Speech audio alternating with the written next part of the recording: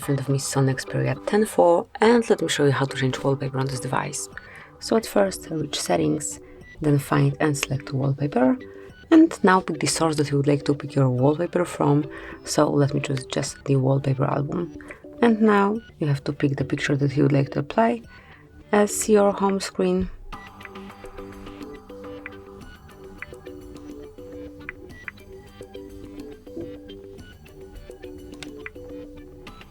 And let me choose, for example, this one.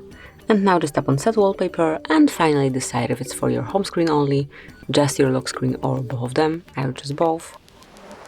And that's it. As you can see, from now on this brand new wallpaper is covering both your home and lock screens.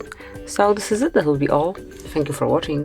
Please subscribe our channel and leave the thumbs up.